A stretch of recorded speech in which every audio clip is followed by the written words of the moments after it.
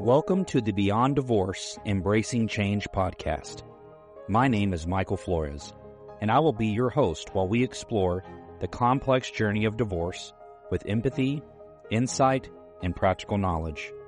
Whether you're contemplating separation, in a divorce, or looking for support post-divorce, our episodes provide expert guidance, stories, and strategies to help you through every step of the process. We are actual therapists, helping clients who sit on our couches every day through their difficulties of divorce. You are not alone. Join us as we delve in and find solutions that give you hope again. We're glad you're here. This podcast is not intended to replace legal or personal help. This podcast is for informational purposes only.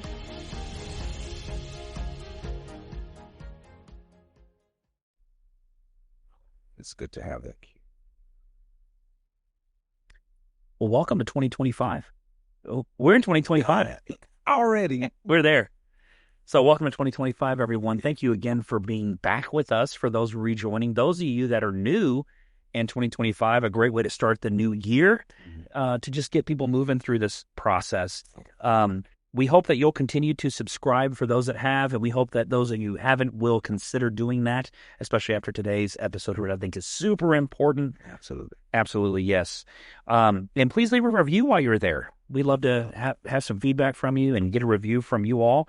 January is dubbed as the divorce month. Did you know that? I did. I heard that. You heard that. Okay. Yes. This is Dr. Jacobie Robinson with us today, and the divorce month of January. So people are kind of getting in the thick of it. Yeah. And I'm sure there's theories floating around of why January, new year, new me, maybe. Absolutely. A whole lot of personal thoughts are running through my mind. So I've shared this in podcasts before that my parents were divorced when I was 2. Mm-hmm. And I have seen wonderful marriages, and I have seen marriages struggle, right? And I can't tell you the number of times. I'm just going to say that there's one marriage in particular. I'm not going to name whose marriage it is, but there was one marriage in particular that I watched for many years. And I can't tell you the number of times, at least 6, maybe 7 times I heard this statement. I can't wait till the first of the year. I'm filing for my divorce. You heard that. I heard that statement, and it was a different year each time they said it. Goodness gracious. Well, we're in a year. I guess we're going to see how that trend is going. There's also 2 more months, though. Yeah. There's also the months of March and August. Sure. That seem to be pivotal months. Maybe we have the spring break coming, and we have the school year's about to start. I don't know. Yeah. I don't know what those are significant areas in those months, but I don't really. That's theorized. I don't have enough information to know why those months are so significant. Well, the reality of it is, for the topic that we're talking about today, the grief cycle, emphasis on that cycle piece, right? Is that I believe that we live more in cycle and stages and phases than we realize. That's why we see certain things at certain time of the year. Interesting. Certain things at certain times of the day. So we have seasons of our life. Seasons of our life. And it's cyclical. Exactly. Got it. Exactly. Love it. Well, let's get into the first part of this, Jacobie, for people. I think they want to know, what is the grief cycle? Some people have heard it. Yeah. Don't recognize that there's stages. They actually have an order. Right. So maybe we can go through, there's 5 that I know of, right? I think some people add a 6th, but for Dr. Kubler-Ross's research, my understanding when I was trained in this was there's 5 stages. Sure. Can you go through those? Yeah. So the first stage is shock and denial, which actually makes sense because this is the moment where you're encountering the information of this loss, right, that you're about to experience, right? That the loss has occurred, but your experience of the loss, you're becoming aware, right? Experience of the loss. So it starts with the shock and denial. Say, for instance, whenever people think of grief, they immediately think of death. Somebody died, the loss of a loved one. And so if we use that analogy for a moment, if a person is at work and they're doing their job and they're having a wonderful day, and while they were doing that, their loved one, God forbid, was in an accident, right? And that loss has occurred, but they're not aware of that. They're not experiencing that. Well, and I think for the people that they don't realize in divorce is that the loss they're about to go through or they're going through in shock and denial, the first stage, is probably when they get served. Exactly. And it's the death of the marriage, Right. the beginning of the death of a marriage, right? So the shock and denial hits right at that moment when they get served, I think. And it's usually, because people don't realize, when people are going through divorce, sometimes they've discussed it, they've made this decision together, but you're still going through that process. Right. But for most, it seems there's a filing that's done. So you have this person who's filing a petition for divorce or petitioning for divorce. A person's being served with divorce. Absolutely. Hey, by the way, you're getting divorced. And you're like, hold on, wait, my world's about to change. So step one, shock and denial. Shock and denial. That's how that plays out. Right. Absolutely. Yeah. What comes after that? So then after that, you get angry. Anger. And so... is anger a primary or secondary? I already know, but I want you to... Of course, anger is secondary. That's why it's number 2. Number 2. It's number 2. Got it. Because it is the response to an unwanted feeling. All right? Mm-hmm. So anger is typically secondary. Most often than not, anger is secondary. Somebody felt something else prior to feeling anger. They felt pain. They felt loneliness. They felt rejection. Fear. They felt fear. Yeah. Right. And people even get angry sometimes in response to joy. I think I've seen that in teens. Yeah. Absolutely. Interesting. Absolutely. But that's topic. Okay. Yeah. We're in the group cycle. So yeah, anger is secondary because it's that statement of it's the emotional response to injustice. This is unfair. Ooh, right. I believe it's unfair. Yeah. Fear, what's coming next. Yeah. Sure. Yeah. There's a loss. Anger just comes out in so many different ways. It comes out in so many different ways. Okay. So stage 1, shock, denial. Now we're in stage 2, we're in anger. We move from anger to what? Now we're at bargaining.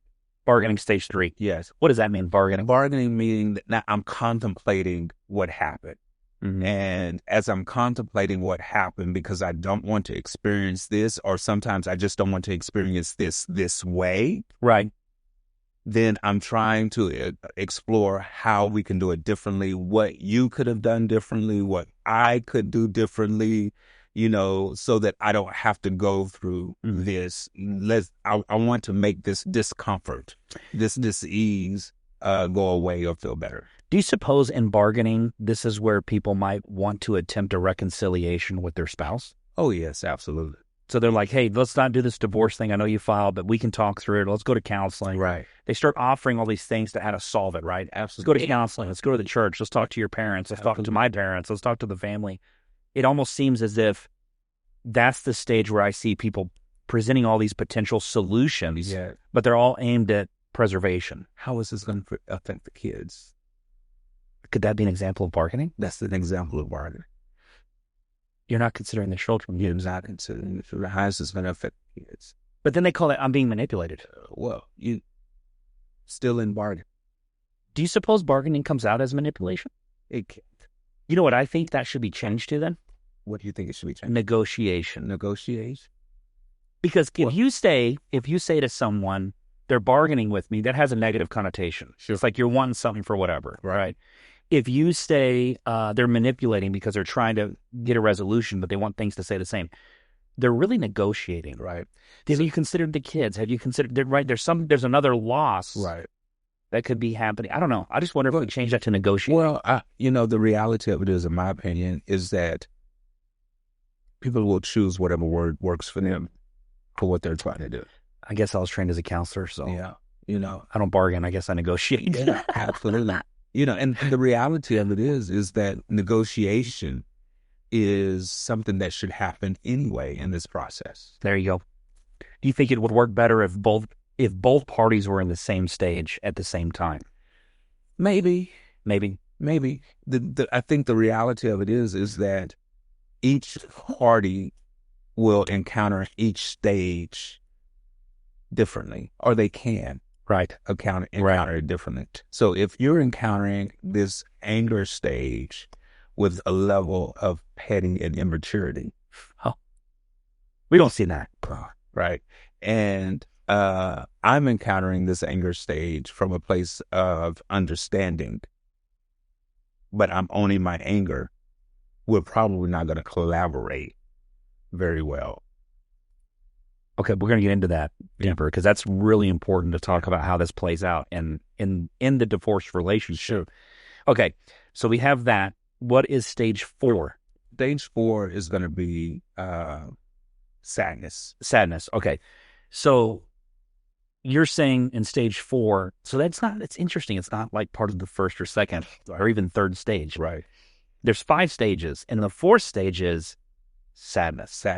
The reason why I think the 4th stage, it makes sense to me that the 4th stage is sadness after bargaining, is because in that process of bargaining or negotiating, that I am becoming more aware of what has happened. Interesting. I am starting to experience the loss.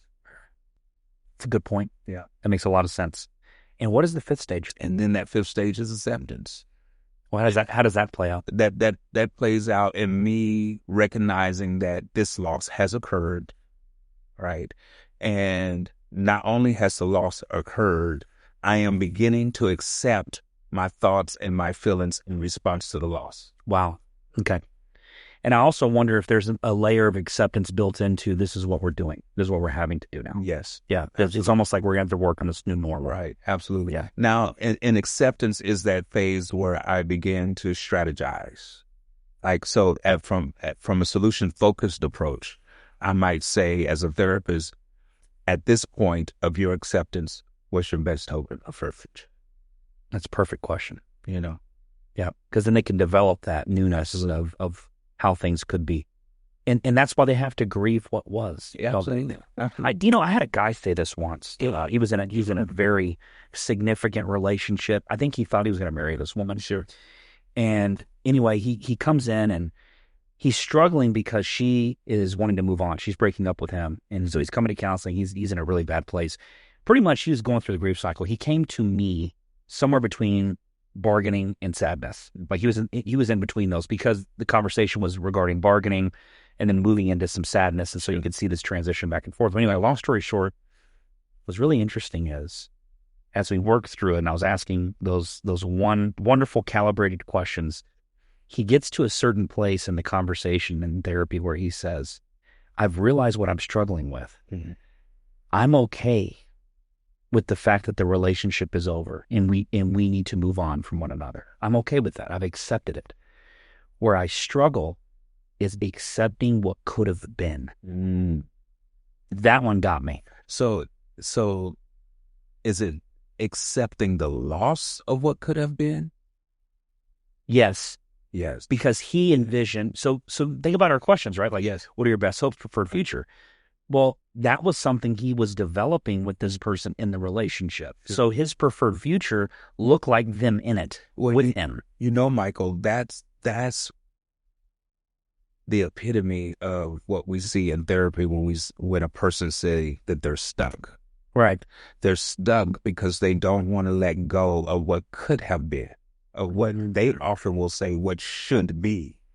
And so if in their mind something should be a certain way, they're working overtime to make that happen.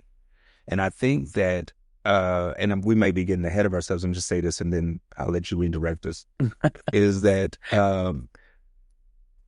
in that process of a person trying to make what should be, they're not thinking about the other person's choice, autonomy, and their ability to have the option to say, but I don't want that though. So you suppose people, as they go through their grief cycle and divorce, they become very, they love to use the word narcissistic. They do. I'm going to move that word out. Okay. And I would just say kind of self-preserving. Sure. And more selfish in some ways. Because they're really thinking about how is this affecting me? Absolutely. Right? And it's like how you won't let me move on. or how you're affecting me moving on. Absolutely. And the other person's like, well, I don't want to move it on. I want to maintain something, whether it's our relationship, children, you, our family, whatever. Absolutely. So we become selfish, I think, in some ways in this process, because it's almost it feels like Absolutely. it's almost a self-preservation thing. I would agree with that. I would add a couple of more words to that we don't necessarily have to unpack right now. Oh, give me the words. But it's selfish, self-centered, self-focused, self-indulgent, right? Self-gratifying, right? All based in self, but to a certain degree, they each have a little difference. They do. That makes. But how does it look like to others, right, when someone's acting in that way? It typically, emphasis on the word typically, tends to look selfish. And selfish has an idea based in not considering someone else. And then when people look that word up, they're extremely selfish, self-centered. Right. Yeah. They don't consider others. Right. What's the word they find? Narcissist. Yeah, they find narcissism. right in the big book, right? Yeah. Oh, then they have to be this. Yeah. Well, could it be that they're grieving and they're stuck in the process of grief? You and I know that. Right. Okay. Can we start there? Right. As therapists, we know that. Yeah. And so that's what we're trying to do, is we're trying to help our audience to understand that things that appear a certain way doesn't necessarily mean that they're that way. So when it appears that a person is coming across as selfish, it could be that they're not necessarily selfish, but perhaps that they're self-persevering. Yeah. Or self-focused. Right. Right. Because even in grief, a person has to take care of themselves so that they can be well in the place of acceptance. I think the greatest way to do this when you feel someone is selfish is become curious. Absolutely. You learn a lot about what that behavior might mean versus what you think it could mean. Absolutely. So, yeah. So let's do this. Let's get back into this. Talk about so we have the 5 stages. Let me recap. We have the shock and denial. We have the anger. We have the bargaining or negotiating, as you call it, sadness and acceptance. Right. That's in order. Yeah. For the listeners and the viewers, what should they expect it to look like? Yeah. So let's just do 5. Let's try to do them quickly. Sure. So in shock and denial, what could that look like? How could someone behave in that, in divorce? Right. So it could vary. It could be when the person receives the news, or they receive, like the analogy that you gave, they were served. They received the notice. Right. There was a petition. They could immediately dismiss it. As if it didn't happen, go on with their day as if nothing ever happened, and they're mingling with family, friends, and loved ones, and then it's a by the way mention type thing, right? Yeah. Or it could be the opposite end of the spectrum, where it becomes, oh my gosh, my life is over. Wow. And so how could they? Well, not how, but what might they see in their partner, right? Like, or in their ex, right? So you're asking in terms of the person they might see in someone else. Right. So in themselves, yeah. Recognize that when you're in shock or denial, you might experience it this way, right? But what you might see in your right in your partner, so in that person, you might see an overemphasis of who they typically are, right? So if a person is typically jovial and kind, they might be more jovial. Overly, they can increase that. Then increase that. Okay. Or you might see them completely be the opposite of who they are. So they either become exaggerated more of what they are, who they are, or they swing way to the other side. And most likely, that's what you might see on stage 1. You don't see a whole lot in the middle, though you can. But oftentimes you're going to see the extremes. I don't know if I've ever seen a divorce where people ended in I can say end. I've ever seen a divorce kind of kick off where people are in the middle. They're usually like, whoa. It seems like the extremes are just extremely intense. And this is the thing, again, I don't know if I'm getting ahead of myself. Go ahead. But this is the thing. is that oftentimes, in many cases, one person has left the divorce long before they filed. Tell the Or left the marriage, I'm sorry, has left the marriage. What does that mean? And what that means is that a person typically contemplates divorce before they even bring it up to the other person. Right. Right. Right. And so by the time they're bringing it up, they've contemplated it for a while. Right. And so, I'm thinking of a situation that I had the experience, the opportunity to witness, and the couple brought up the conversation of divorce.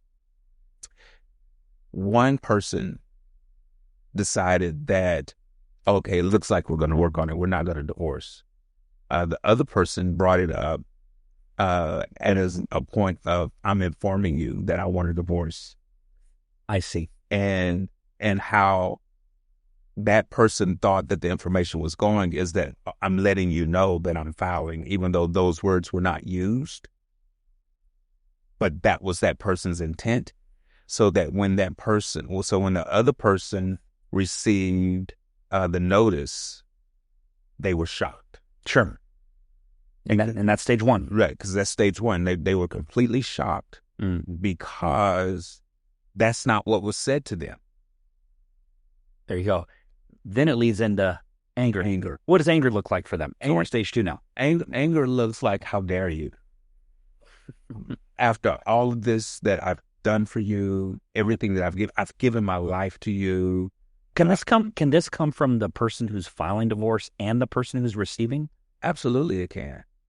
Absolutely. How dare you? How dare you? Right. Typically though, see, this is why people can be in different stages at different times. Right. Because see, the person who is filing will probably be in shock prior to the filing. Oh, there you go. Right. That makes sense. Right. Mm-hmm. Yeah. So they will be in shock prior to the filing, whether it's the shock of infidelity or the shock of just not being present. You know, the shock comes in response to the expectation or the hope that I had for this relationship not being met. Got it. All right. Got it. And so it can happen with both. And in many instances, the filing can be in response to anger. So what you're saying is, you might be in a shock stage, I might be in an angry stage, and in my anger stage, I've filed on you, now you're a shock stage. Now we're starting that process over. This is interesting because I've said this before, that a little psychological hack is, if you ever want to know what someone might be feeling or thinking, just think about how they make you feel. Absolutely. Because that's probably how you're making them feel. Oh, absolutely. Yeah. In some ways like that. I just think that's extremely helpful when you're not certain what's going on. Why are they treating me this way? Why are they? Well, they might be feeling, whether you're consciously aware of it or not, they're feeling what you're feeling in some way, and they're acting on that. And so anger is one of those things. Let's move into the third one, which would be that negotiation or bargaining stage.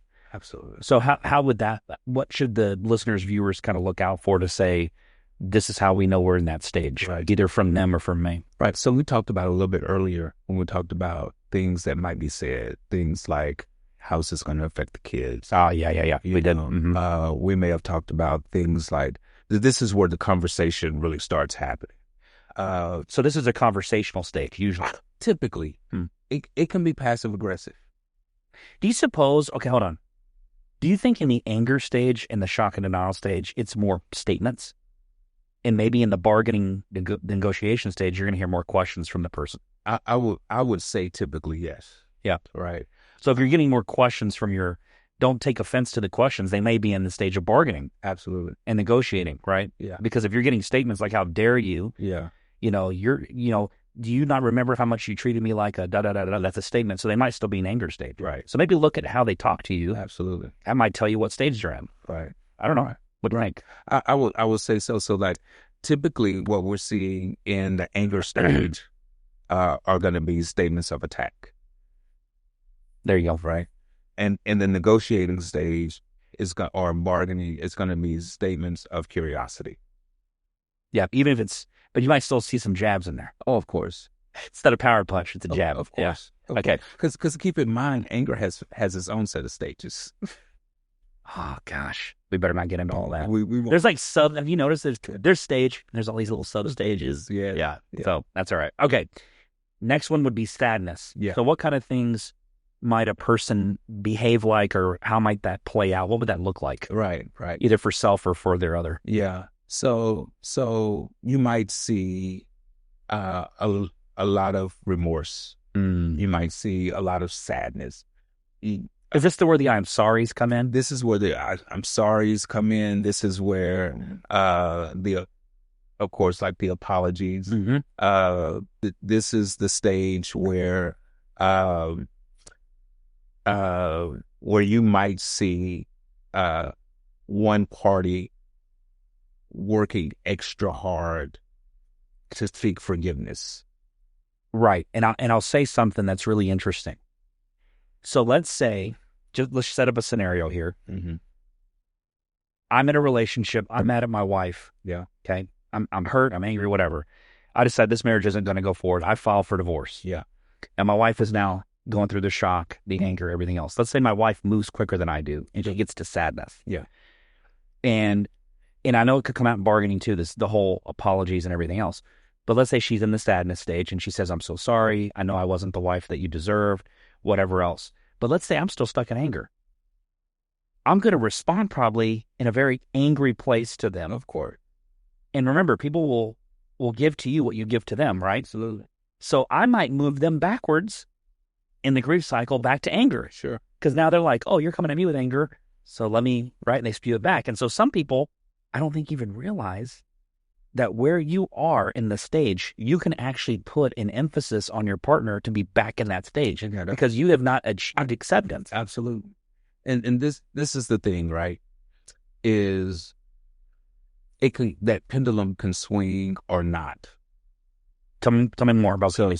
So like the point that you're making, all right, you're in sadness, ex-partner is in anger. And so as you express your sadness, they respond in anger. Yes. All right. So either that pendulum could either push you further. Oh yeah, I'm accepting this thing is over. I'm done. It can move me into the next portion. It can move you into the next portion. Or depending on where the anger came from, it can come around the other way and hit you and push you back to anger. All right. And so like, here I was trying to be kind, trying to be remorseful. And you come with the stupidity. Right. So let me tell you, this is exactly why we're getting divorced. Exactly. Right. Yeah. Or it could not fade. Wow. You can stay in that sadness and you can say, yeah, I deserve that. Right. Right. So a number of things can happen. Right. And everybody's not the same. Hit me with some good stuff. I got to make some notes here. Sure. So let's go to the last one. Yeah. So then that's acceptance. That's the point where we have accepted the loss. Right. And I think this is the bigger struggle for most people, no matter what the loss is, but particularly in divorce, this is the biggest struggle. Right. Because people typically don't want to accept the identity of being a divorcee. It's a good point. A lot of people, what I find is with marriage, and I like asking this the more I've gotten into it, is because I've been asked by others about my faith. Sometimes I like asking that question about them. What do they believe about marriage? Right. Was marriage something that was supposed to be forever, or was it, we'll give it a shot and we'll try it on, we'll take it for a test drive? Sure. Like what were their views? Because sometimes they went into the marriage with completely different views of what that was supposed to look like. Absolutely. So I'm thinking about another situation that I had the opportunity to observe. And in this particular situation, one of the parties said, in fact, it was her, she made the statement, I did not get married just to get divorced. Wow. I got married for life. To them, it was a life decision. It was a life decision, right? And oftentimes, what that did in that moment, in that conversation that I was having with her, it helped me to understand that in many instances, a divorce is harder to grieve than a death. You're right. And I think that's what that guy was telling me in that one scenario where what could have been, because that could have been, that person still exists. Yeah. Right. Like in a death, we know they're gone. It's, we'll see them maybe in a later life if we believe in God and heaven. We get to see each other again. And we know it's no longer an earthly thing. Right. And so I wonder if grief is easier there. Yeah. Like it must be much harder to grieve when the person is still present, available. You see them. You might see them get into another relationship and be the happy you wish would have been in yours. Absolutely. And then how much that can bother you. Absolutely. And this is the thing, Michael, is that I'm thinking about another one where she was the one who filed, and she even said this would be different because she felt guilty. Wow. She felt guilty. Is that part of the stage? Yeah. Well, guilt will probably come in the sadness. Guilt can come in the bargaining. Guilt can come in the anger, right? So you can play out in any of It those can play out in any of these stages. And so she was feeling guilty, Mm-hmm. and she made the statement. She said, this would be a little bit easier if he had just died. Oh, because she recognized the finality of that. Yeah. Yeah. Wow. That's something else. So I want to do this real quick. We're going to finish up real quick. I mean, I'm going to be honest with you, Jacobie, you and I could probably talk about this for about 2 hours. Oh, I'm sure we could. So let's get into the key takeaways that I took from this. Yeah. You got to remember, everyone is not the same. Right. Everyone's going through a different part of the cycle and moving at a different pace. Sure. So that's something to also keep in mind. So it's almost as it's saying, we'll put a blanket on it. Everyone's going through the grief cycle with divorce because it's like a death. Death is a marriage. Absolutely. However, everyone moves differently. Some people move quicker. Some people move slower. Some people I don't know if they really skip a stage or as much as just like, I don't need as much time there. Absolutely. As they move through it. You can pull or push your ex. Absolutely.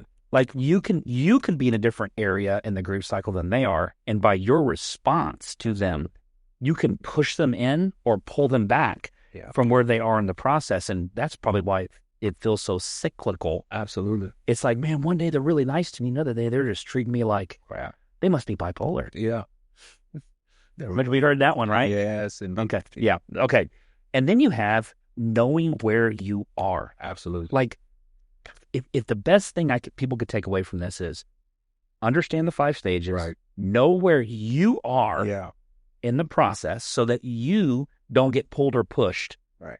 And you're doing your work through the stage to get there. So almost like depersonalize their response to it. Sure. When they're angry, they're going to say some really hurtful things. Absolutely. Because they're just telling you they're angry. And you can literally get pulled back into that anger. And now they're saying things that make me angry. And now I'm angry again. And here you are in sadness, almost at that last stage. Absolutely. And you got pulled back. Michael, I want to emphasize that one about knowing where you are. Because at the end of the day, you're only responsible for you. You're not responsible for the other person. Say that again? You're only responsible for you. You're not responsible. But they're doing this to me. Even if they're doing it to you. If they're doing it to you. Oh, if. What are you going to do about it? You cannot control what they do. But you want them to stop. I get that. Mm-hmm. You want them to do something differently. I get that. But you're only responsible for what you do. So there's a formula. I'm actually writing that. So those of you viewing this can see it. And it basically is what you just described. I did not come up with this. I heard this first from a guy named Jack Canfield. Sure. Okay. And he said there's a formula to decision making. Mm-hmm. Okay. And it's this. I'll show the camera. E plus R equals O, which is the idea of event plus response equals outcome. Yes. So what that basically means is there's an event. You got a divorce filed on. You now get to choose how to respond. Absolutely. The event plus the response is gonna filter into an outcome. Absolutely. So what you do, I've learned, is go backwards. Yeah. Go to the outcome you prefer. Sure. Then go back to the event of what has occurred. So here's what I want. Here's what's happened. Plug in your response. Yeah. And then that's how you can determine how to basically facilitate an outcome that you're hoping for. Isn't that neat, a little formula? And it is very neat. And it goes back to some other podcasts that we've done before where we talked about responding instead of reacting. Yes. And so we need to be careful that when we look at this R, that we don't see this R as a reaction. And reactions are typically what? Reactions are typically retaliation. Right. Based in emotion. Based in emotion. Notice the grief cycle has sadness. Yes. Anger. Yeah. Shock and denial. Those are all feelings, aren't they? Right. They are. And this is the thing. There's nothing wrong with feeling. It's nothing wrong with emotions. They're there to tell us about us. There it is. Right? Emotions are designed as a signal to tell you where you are in the process. Absolutely. I'm not supposed to be led by the emotion. People avoid emotion. Yes. Because they don't like the way it feels rather than learning from what it means. Right.